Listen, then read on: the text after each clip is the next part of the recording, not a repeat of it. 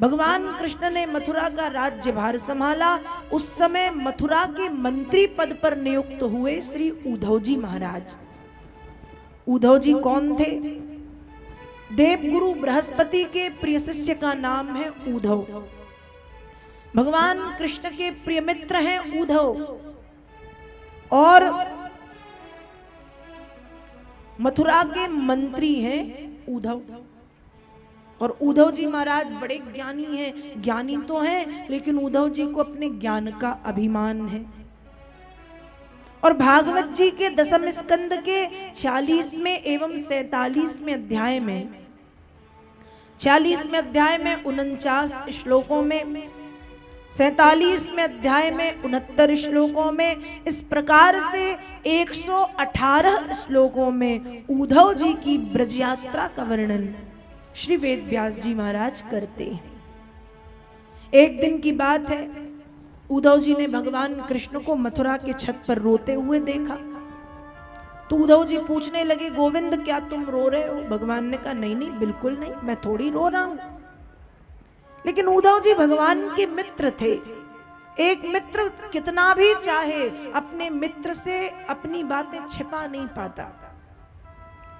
थोड़े देर बाद भगवान खुद कहते हैं, अरे उद्धव जी, ये मथुरा का राज्यपाठ मुझे अच्छा नहीं लगता। उद्धव जी बोले, तो क्या अच्छा लगता है? कहा, मुझे मेरे वृंदावन की, मेरे कुंज गलियों की, मेरी ब्रज भूमि की, मेरी यशोदा मैया की, मेरे नंद बाबा की, मेरी गोपियों की, मेरे ग्वालों की, मेरी राधिका की बड़ी याद सताती है। उद्धव जी आप मेरा एक काम करेंगे? उद्धव जी ने कहा, बिल्कुल करूंगा, आपके लिए ही तो हूं। भगवान ने कहा, तो एक काम करो, वृंदावन चले जाओ। उद्धव जी कहते हैं, क्यों? कहा, वृंदावन जाओ और जाके गोपियों को समझा करके आओ। समझाना क्या है? कहा, समझाना यह है गोपियों को कि एक ना एक दिन तुम्हारा कृष्ण अवश्य आएगा। उद्धव जी कहते, वृंदावन जाना जरूरी है? भगवान कहते, बिल्कुल जरूरी है। क्यों? क्योंकि मामेव दयितं प्रेष्ठ मात्मानं मनसागता ये त्यक्त लोक धर्माश्च मदर्थे तान विवर्महम्। हे उद्धव जी, मामेव दयितं प्रेष्ठ, उन गोपियों ने मुझे ही दे दिया है प्रेष्ठ शरीर, मात्मानम अपनी आत्मा, मनसागता और अपना मन। उन गोपियों ने मेरे लिए अपने लौकिक और पारलौकिक धर्मों का त्याग कर दिया है। इसलिए उद्धव जी आप ब्रज चले जाइए और मेरे वियोग की बीमारी से गोपियां दुखी हैं, उस बीमारी से उन्हें मुक्ति दिला आइए।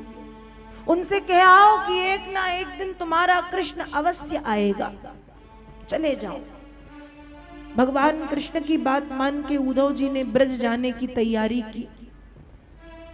अब जब उद्धव जी जाने लगे तो भगवान ने अपना रथ दे दिया कि मेरे रथ पे बैठ के जाओ। भगवान के रथ पे बैठ के जब उद्धव जी आगे बढ़े, भगवान ने आवाज लगाई, अरे ओ उद्धव जी, रुकिए रुकिए। उद्धव जी आए, क्या बात है गोविंद? ये लो मेरी बैजंती माला लो।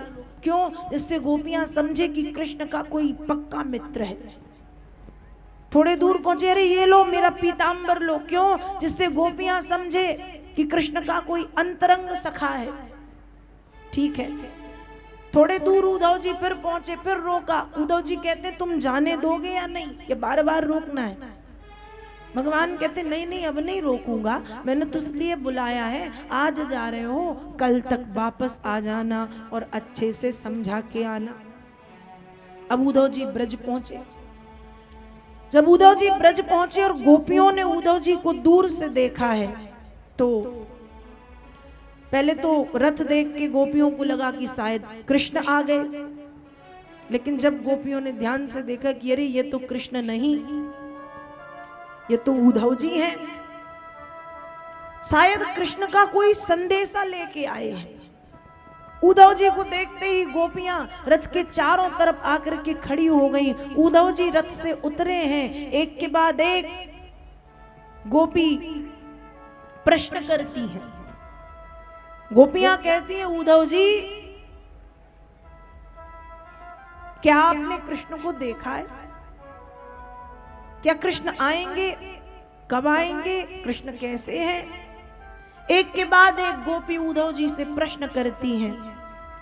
उद्धव जी गोपियों को समझाते हैं कि अरे गोपियों, कृष्ण ब्रह्म थोड़ी है, ब्रह्म तो निर्गुण और निराकार होता है, तुम कृष्ण को साकार ब्रह्म मानना छोड़ दो। और जैसे उद्धव जी ने ज्ञान दिया, गोपियां कहती हैं अरे उद्धव जी पानी में मीन प्यासी मोह सुन सुन आवत हासी। मछली पानी में रहते हुए भी प्यासी होती है, ये सोच करके ही हंसी आती है। वैसी ही स्थिति आपकी है कि ब्रह्म के इतने नजदीक रहने के बाद भी आप ब्रह्म को कैसे नहीं समझ पाए? आप तो भगवान को जान ही नहीं पाए, पहचान ही नहीं पाए। और गोपियां अपने अपने काम में लग गई। उद्धव जी की बात गोपियों ने सुनी तक नहीं। खूब समझाने की कोशिश की गोपियों ने, उद्धव जी ने, गोपियां नहीं सुनी। उद्धव जी ने गोपियों को खूब समझाना चाहा कि कृष्ण को ब्रह्म मत कहो, कृष्ण भगवान नहीं है, कृष्ण साधारण है। पर गोपियों ने ही उद्धव जी को समझा दिया। एक दिन उद्धव जी देखते हैं एक गोपी एक हाथ में पानी भरने की गगरिया, दूसरी हाथ में अपना छोटा सा बालक लेके पानी भरने गई कुएं के पास। अब रस्सी बांधना थी उसको गगरिया में, पर रस्सी बांध दी उसने बालक के सर में और डाल दिया कुएं में। उद्धव जी क्या देखते हैं? उद्धव जी ने देखा कि जो गगरिया पानी में गई ही नहीं थी वो उसके हाथ में, और जो बालक पानी में चला गया था वो भी सुरक्षित उसके पास में है। उद्धव जी ने भगवान के अनेक चमत्कार देखे और अंत में उद्धव जी ही कहते हैं वंदे नंद ब्रजस्त्रीणाम पाद रेणुम भीष्ण सहा तासाम हरिकथोद गीतम पुनाति भुवनत्रयम्। उद्धव जी कहते हैं नंद बाबा के गांव अर्थात ब्रज की गोपियों को धन्य है। क्यों? बड़े बड़े साधु संत जिंदगी भर माला लेके बैठे रहते हैं पर भगवान को नहीं पा पाते, लेकिन गोपियों ने अपनी सरल और सहज भक्ति से भगवान को प्राप्त किया है। ऐसा लगता है कि गोपिकाओं के चरणों से जो धूल झर रही है उस धूल को आंखों में काजल की तरह लगा लूं। गोपियों के मुख से जो भक्ति गीत निकल रहे हैं उन भक्ति गीतों से दो लोग पवित्र हो रहे हैं, पृथ्वी लोग, आकाश लोग, स्वर्ग लोग, तीनों लोग पवित्र हो रहे हैं। और अंत में उद्धव जी कहते कि हे भगवान, यदि मेरा फिर से जन्म हो इस दुनिया में, आने मिले मुझे दोबारा, तो इतनी कृपा कर देना कि नंद बाबा के गांव की एक गोपी बना देना।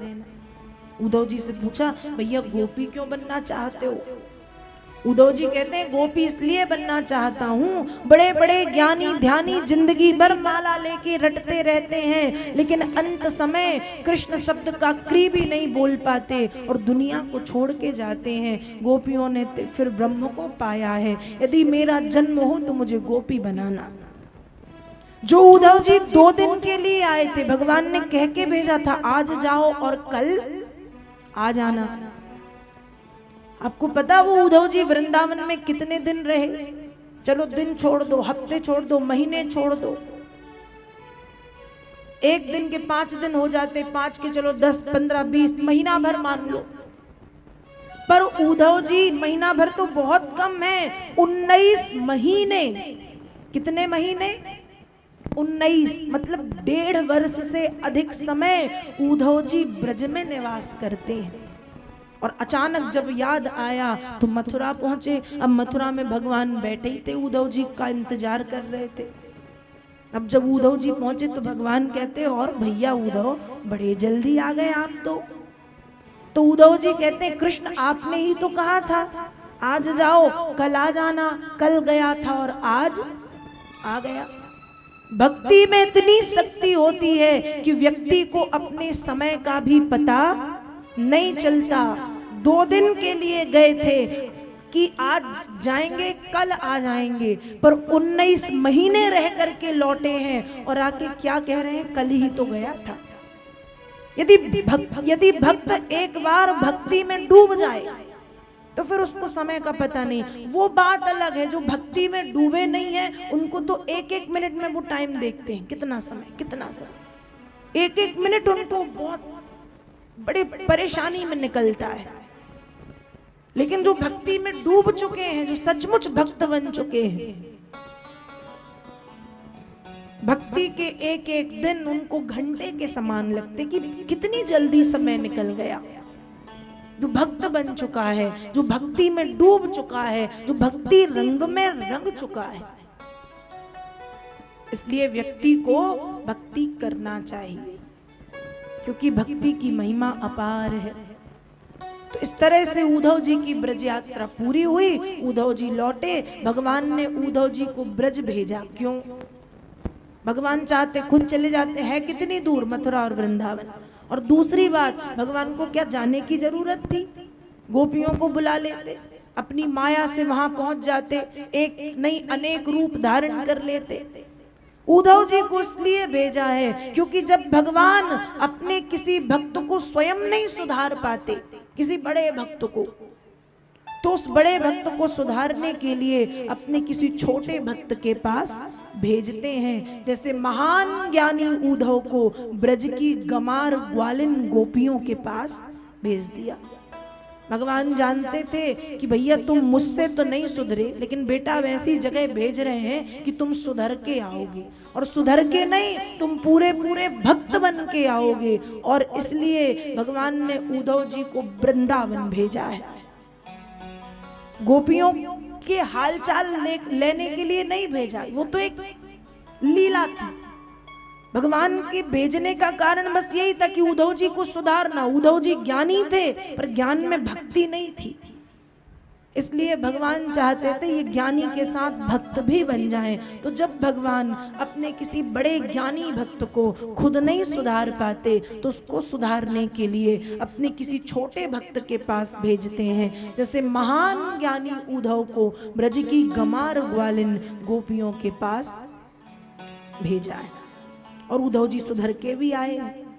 इस तरह से भागवत के 10वें स्कंद के 46वें एवं 47वें अध्याय में, 46वें अध्याय में 49 श्लोकों में, 47वें अध्याय में 69 श्लोकों में उद्धव जी की ब्रज यात्रा का वर्णन किया गया।